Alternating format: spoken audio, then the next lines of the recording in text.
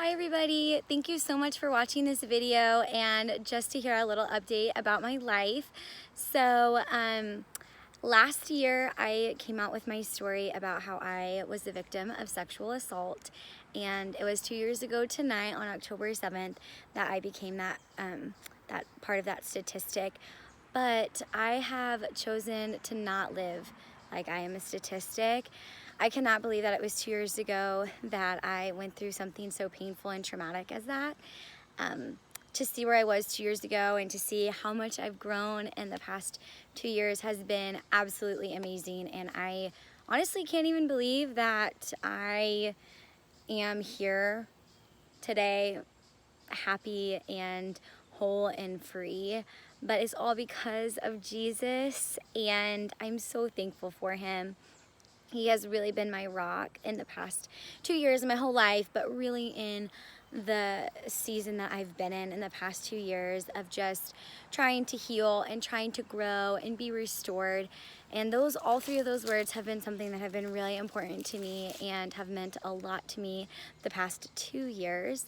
So, on October 7th of 2018, like I said, I was sexually assaulted, and it was the most painful and traumatic thing that I've ever been through.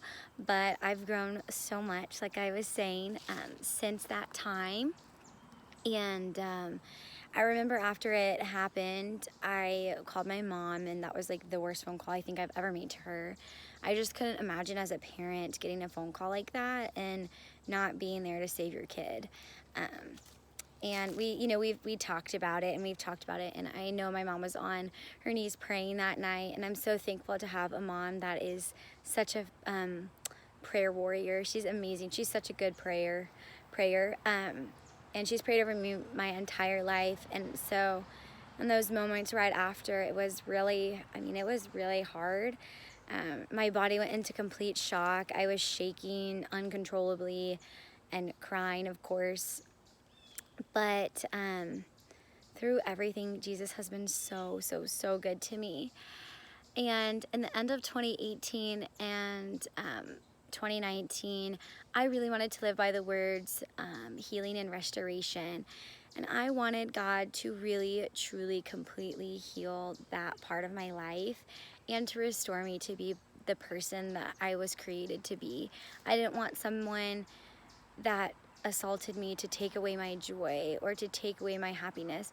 And yes, in those moments, those things were taken from me because I was in such a bad season in my life, and it was so traumatic. But I really prayed and did everything I could to really fight for my healing and to fight to be restored.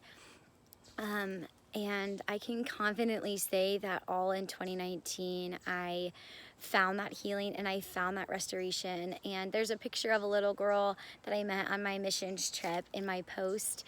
And she was seriously a gift from God. I walked into that school building one day when I was in Peru, and there were all these kids, and they were sitting kind of in like a U shape, and I looked over to my left, and she was just smiling with the biggest smile I think I've ever seen out of a little girl.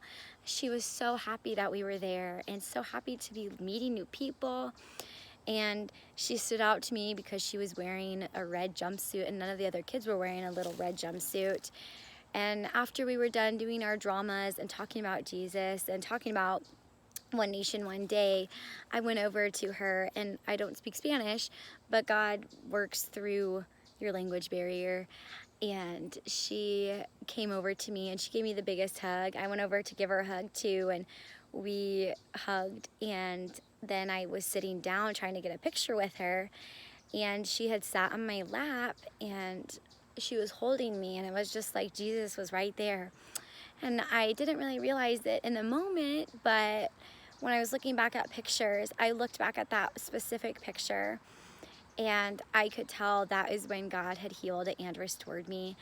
And it was like all the pictures that I had taken before that picture, I knew my smile just wasn't my smile. Like I knew I looked really happy, on the outside, but really inside I was so lost and I was still hurting so much. But in that moment, when that little girl and I took that picture, I see Jesus's love pouring out over me. And I am so thankful that I was able to go on that missions trip 2 years ago. It's hard to believe it was 2 years ago. Last year. It's hard to believe that it was even last year, but it's hard to believe 2 years ago I was so hopeless and I felt so many feelings. I felt angry, and anyone that knows me knows I'm not an angry person ever. I get really frustrated, but I feel like I don't really get angry. Like, I've never felt that anger that I felt towards that person that really hurt me. And so I really had to take that to the Lord. And I even told my mom, I said, Mom, I don't even want to be angry at this person. But she said, Maggie, you have to go through all those stages of grief in order for you to heal. And I did. But that little girl, she just restored everything in me. It was just Jesus's love. And I'll never forget that little girl. She was that was that moment that I was needing from God. And you know, when I was talking about going on the missions trip after my assault, my mom didn't want me to go, but I said, no, Mom, like, I have to go. And I know why I went was obviously to share, and spread the gospel, but it was just as much for those people as it was for me. And I'm telling you, I am completely healed, completely restored, and I am so happy. This smile is my genuine smile, and I am so happy with where I'm at in life, and I'm so thankful to everyone that has just opened up their home to me and prayed for me and just been with me for, the past 2 years, especially just with everything I've gone through. Thank you to my close friends and my family. You all are amazing and just rock solid, and thank you for listening to me and loving me and supporting me and guiding me and helping me and all of those things. Thank you, thank you, thank you. Then I remembered in the end of 2019, I was, in my room, and it was the end of 2019. It was probably December, maybe January, like the beginning of January, like first, second, or third, and I just really felt like the Lord wanted me to I wanted my word this year to be growth. And I know some people have heard of like living by a word for a year, and I've kind of picked that up, and I was like, oh, like that would be really cool to do sometime. And so I had my words last year as healing and restoration, and then I said this year I wanted my word to be growth. And I mean, no one knew that 2020 would bring what it has brought, but I have grown immensely this year in my relationship with God. It's been rock solid. It's been unlike anything that I have had before. And I've always been close with the Lord in different seasons. God has taught me different things, but I've just fallen more and more in love with Him in this season. And honestly, COVID has been really hard, and it has affected so many people. And quarantine was really rough for me. I love people. Everyone knows me knows I love people. I love hugs. I'm so extroverted. Like, my mom and I are so opposite in that way. But quarantine was really good for me because I decided, okay, like this season that I am in, I'm going to have purpose, and I'm going to grow in my relationship with the Lord. And I am so thankful I did, because I am just on fire for God. And I was on fire for God last year when I was making my video, but it has just been so awesome to see how God has just completely changed my perspective and on life and everything that I'm doing. I'm just so thankful, and I'm so blessed. So I just wanted to give an update on what is going on in my life. And I also wanted to say I'm 2 years free of that horrible thing. Yes, it will always be something that is part of my life, but I choose to not be defined by what happened to me. I choose to live freely, and I choose to not let that man that did that to me affect me? Yes, there are days that are very hard, and I still think sometimes it's my fault, and it was not. It was not my fault at all.